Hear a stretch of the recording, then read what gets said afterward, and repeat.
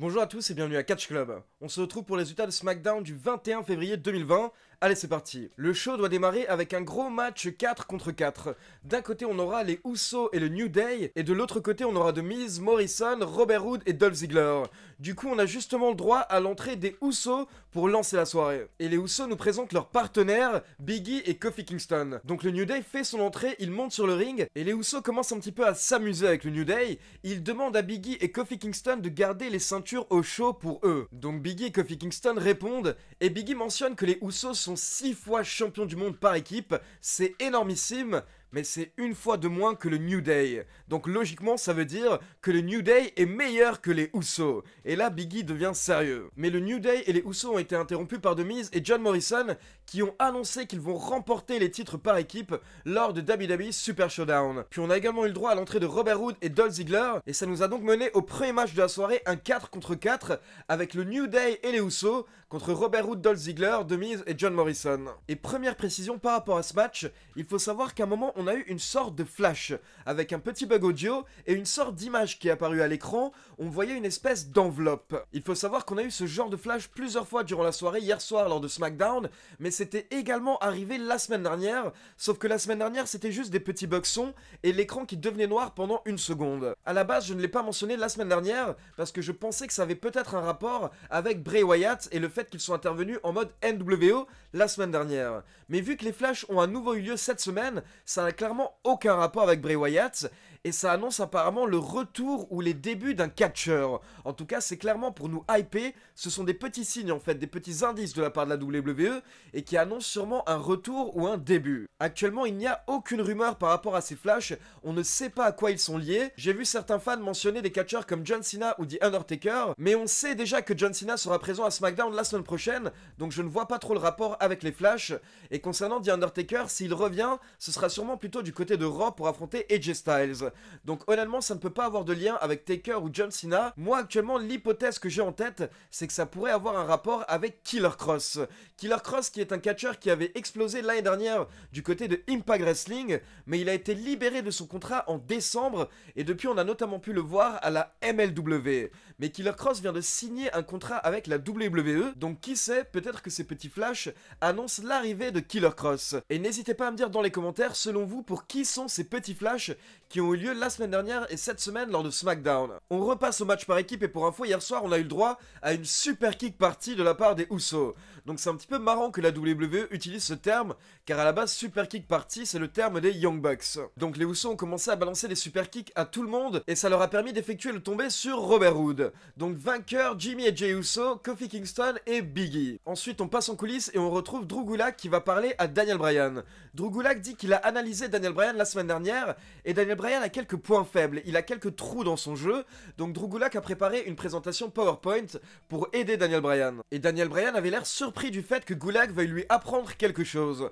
À ce moment-là, Heath Slater passait par là et il a demandé un rematch à Daniel Bryan, car pour rappel la semaine dernière, Daniel Bryan avait battu Slater. Donc Daniel Bryan accepte, puis il dit que vu qu'il a des points faibles, il conseille à Drew Gulak d'aider Heath Slater pour son match. Ensuite, on a le droit à une petite vidéo qui nous récapitule l'histoire entre Mandy Rose et Otis ces dernières semaines, notamment la semaine dernière où lors de la Saint-Valentin, Mandy Rose a brisé le cœur de Otis. Du coup, on retrouve justement Mandy Rose en coulisses avec Sonya Deville et elles sont rejointes par Tucker. Et Tucker en veut clairement à Mandy Rose, il lui dit qu'elle a fait du mal à son meilleur ami. Et Tucker ne laisse pas vraiment Mandy Rose répondre, il suppose que c'est elle qui a invité Dolph Ziggler au restaurant et qu'elle a fait exprès de briser le cœur de Otis. Puis il demande à Mandy Rose pourquoi est-ce qu'elle avait envoyé un message à Otis en lui disant qu'elle serait en retard. Et à ce moment-là, ce qui est intéressant, c'est qu'on peut voir que Mandy Rose ne sait pas de quoi parle Tucker, elle ne comprend pas de quel message, de quel SMS il parle. Donc on va sûrement découvrir lors des prochaines semaines que ce n'était pas Mandy Rose qui avait écrit à Otis pour dire qu'elle serait en retard, mais ça va sûrement être quelqu'un qui l'a trahi, soit Dolph Ziggler, soit Sonya Deville. Puis Tucker repart et à ce moment-là, Sonya Deville essaye de réconforter Mandy Rose. Elle dit qu'au final, Mandy Rose l'a sûrement échappé belle en évitant le rendez-vous avec Otis. Puis elle rappelle à Mandy Rose qu'elle s'est amusée avec Dolph Ziggler Ziggler lors de leur rendez-vous. Et puis de toute manière, selon Sonya Deville, Dolph Ziggler est plus le type de Mandy Rose que Otis, quoi. Donc Sonya Deville dit à Mandy Rose de ne pas s'inquiéter, mais on voit que Mandy Rose a l'air tout de même un petit peu déçue. Ensuite, on a eu droit à l'interview de Lacey Evans par Renee Young, où Lacey Evans essayait un petit peu d'expliquer son changement de personnage ces dernières semaines. Renee Young a mentionné le fait qu'à la base, Lacey Evans était plutôt méchante, c'était une bully, et elle intimidait les autres catcheuses. Mais d'un coup, ces dernières semaines, Lacey Evans a totalement changé. Et donc Lacey Evans a expliqué que le changement est notamment intervenu quand on s'en est pris à sa fille. Puis Renee Young a demandé à Lacey Evans quelle est la suite pour elle, et à ce moment-là, Lacey Evans a mentionné le Elimination Chamber match féminin qui aura lieu le 8 mars, et elle compte remporter ce match, puis aller à WrestleMania pour affronter Bayley. Alors encore une fois, une petite remarque par rapport à Lacey Evans, mais j'ai détesté ce segment, parce que vraiment je ne supporte pas Lacey Evans.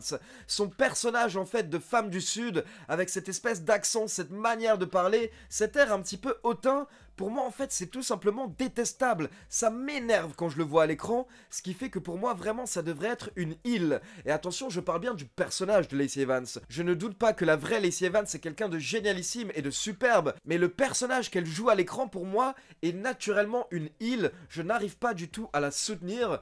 Du coup voilà, moi je vous avoue que j'ai eu beaucoup de mal avec ce segment hier. Ensuite on repasse dans l'arène et on peut voir plein d'instruments de musique et les commentateurs nous expliquent qu'on va avoir un match symphonie de la destruction. Donc c'est un match où les catcheurs pourront utiliser tous les instruments qui sont autour du ring. Et on avait Braun Strowman et Elias contre Cesaro, Shinsuke Nakamura, accompagnés par Sami Zayn. Donc c'était un bon match sans disqualification qui a clairement plu à la foule, mais on a eu un petit moment qui nous a fait un peu peur à la fin du match. Car à la fin, Elias a mis Cesaro sur une table à l'extérieur du ring, puis Elias est monté sur la 3e corde et il a porté sa descente du coude sur Cesaro. Et pendant ce temps, Braun Strowman est monté sur la table des commentateurs avec Shinsuke Nakamura et il a porté un power slam à Shinsuke Nakamura sur un piano qui était devant la table des commentateurs. Mais à ce moment-là, les choses se sont mal passées. Et donc première remarque, j'imagine que le piano était censé se casser sous le poids de Braun Strowman et Shinsuke Nakamura, mais malheureusement le piano n'a pas lâché. Donc ce qui s'est passé, c'est que quand Braun Strowman a porté son power slam, la tête de Shinsuke Nakamura s'est directement cognée sur le piano. Et on pouvait tout de suite voir Shinsuke Nakamura qui s'est tenu le dos du crâne, puis Braun Strowman a effectué le tombé sur Shinsuke Nakamura à l'extérieur du ring, et après le tombé on peut voir Shinsuke Nakamura qui se touche la tête, puis il regarde sa main et il y a beaucoup de sang sur sa main. Donc là il faut savoir que ce n'était absolument pas prévu. Quand un catcheur saigne à ce niveau-là du crâne, ce n'est pas lui-même qui s'ouvre, à ce moment-là c'est une blessure réelle. Mais pour info, il faut savoir que Shinsuke Nakamura nous a rassuré après le show. Il a dit qu'il va bien et qu'il est dur, il est tough, mais apparemment le piano est encore plus dur que lui. Ensuite on a eu le droit à une petite promo de King Corbin anti-Roman Reigns comme souvent. Puis Alexa Bliss a fait son entrée pour son talk show A Moment of Bliss, où elle accueillait Nikki et Brie Bella, et à ce moment-là Alexa Bliss nous a confirmé que les Bella Twins vont être intronisés au Hall of Fame 2020. Donc je vous l'avais mentionné lors du dernier épisode des News WWE, et j'ai vu pas mal de réactions négatives par rapport à l'intronisation des Bella dans le Hall of Fame, car beaucoup d'entre vous citent le niveau des Bella dans le ring. Mais il faut comprendre une chose, c'est que la WWE, ce n'est pas que le catch dans le ring. Et même si je suis d'accord avec beaucoup d'entre vous, et que clairement les Bella n'ont jamais été de grandes catcheuses dans le ring, à côté de ça il faut accepter le fait que malgré tout, elles ont été deux des catcheuses les plus connues et les plus reconnaissables de la WWE, et elles ont été des ambassadrices de la fédération pendant des années. Donc c'est pour cette raison que oui, les Bella méritent d'être intronisées au Hall of Fame, car elles ont clairement marqué l'histoire de la WWE. Donc les Bella ont fait leur entrée pour une petite interview, et là honnêtement on a eu un segment très mou, un segment très moyen. En fait c'était juste pour faire l'annonce, mais après les Bella n'avaient pas grand chose à dire, donc elles sont restées 2-3 minutes dans Moment of Bliss, puis le bon moment c'était quand on a eu le droit à l'entrée de Daniel Bryan avec sa fille Birdie. Donc Daniel Bryan a pu féliciter sa femme Brie Bella et Nikki Bella, et à ce moment-là ils ont passé un petit moment en famille, puis Daniel Bryan est allé dans le ring pour son match face à Heath Slater. Et il faut savoir que Drew Gulak était à la table des commentateurs pendant le match. Et Gulak voulait essayer d'aider Heath Slater durant le match. Donc à un moment Slater est monté sur la 3e corde, et là Gulak s'est levé et il lui a dit de descendre, car ce n'est pas le genre de move qu'il maîtrise. Mais Heath Slater a sauté sur Daniel Bryan malgré tout, et Daniel Bryan l'a évité. Et au final Daniel Bryan a porté son running knee pour la victoire en moins de 3 minutes. Puis on retrouve Mandy Rose en coulisses qui est en train d'attendre, et à ce moment-là elle est rejointe par Dolph Ziggler.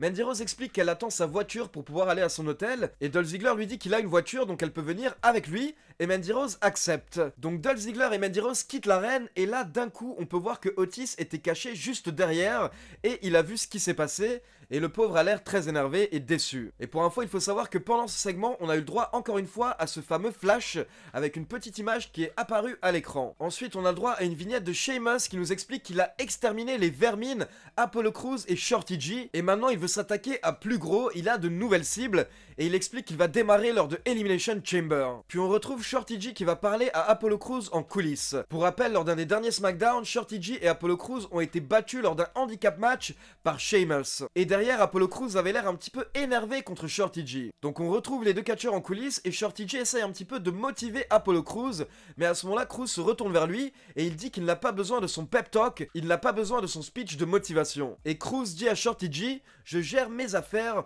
occupe-toi de tes affaires. Donc apparemment, on a enfin le droit à un petit peu de personnalité de la part de Apollo Crews, et qui sait, peut-être que ça va nous mener à une rivalité entre les deux catcheurs et un heel turn de Apollo Crews. Puis on passe au 4e match de la soirée, Naomi contre Carmella, et la vainqueur de ce match affrontera Bayley à WWE Super Showdown pour le titre féminin de SmackDown. Du coup, justement, la championne Bayley est à la table des commentateurs durant le match. Et il faut savoir que Bayley a essayé de distraire Naomi durant le match, donc l'arbitre a renvoyé Bayley au vestiaire. Et au final, c'est bien Naomi qui a remporté le match avec son split leg moonsault. Et après le match, même si Carmella est déçue, elle félicite Naomi et elle la laisse fêter dans le ring. Donc Naomi affrontera Bayley lors de WWE Super Showdown en Arabie Saoudite. Ensuite, on a une petite vidéo teaser qui nous rappelle que John Cena sera présent à SmackDown la semaine prochaine.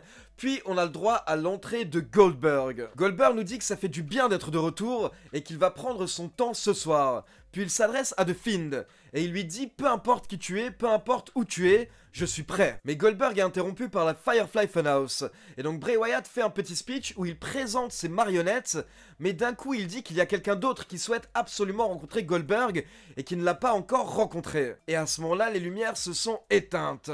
Et quand elles se sont rallumées, on pouvait voir Goldberg qui avait le micro. Et à ce moment-là, Goldberg dit « Je sais, tu parles de The Fiend et tu es juste derrière moi ». Et en effet, quand les lumières s'étaient rallumées, The Fiend était dans le ring derrière Goldberg, mais Goldberg le savait et il n'avait absolument pas peur. Donc Goldberg se retourne, il regarde The Fiend, et quand The Fiend commence à bouger, Goldberg court vers lui et il lui porte un spear. Puis Goldberg se prépare pour porter un second spear à The Fiend, et quand The Fiend se relève, les lumières s'éteignent, et quand elles se rallument, The Fiend a disparu. Donc c'était intéressant de voir Goldberg à SmackDown pour pouvoir voir sa réaction par rapport à The Fiend, et comme vous l'avez vu, Goldberg n'en a rien à foutre de The Fiend, il n'a pas peur de lui, et il compte le battre lors de WWE Super Showdown. Après, honnêtement, vous me demandez souvent mon avis par rapport à Raw et à SmackDown, et donc juste pour faire une petite remarque par rapport au show de hier soir, je l'ai trouvé un petit peu mou, et la raison principale c'est qu'on est en train de construire des matchs pour WWE Super Showdown, alors qu'au fond tout le monde s'en fout un petit peu de ce pay-per-view, et on voudrait tous passer à la route vers WrestleMania 36. Donc comme je l'avais déjà précisé dans une vidéo précédente, c'est vraiment chiant de placer un show en Arabie Saoudite juste avant WrestleMania, parce que du coup en fait ça mène à plein de matchs et de storylines dont on se fout un petit peu. Donc voilà, c'est tout pour les résultats de SmackDown. Comme d'habitude, n'hésitez pas à me laisser vos avis dans les commentaires, et n'oubliez pas de liker la vidéo, de vous abonner à la chaîne et de cliquer sur la petite cloche pour être informé de la sortie des prochaines vidéos. Ciao tout le monde!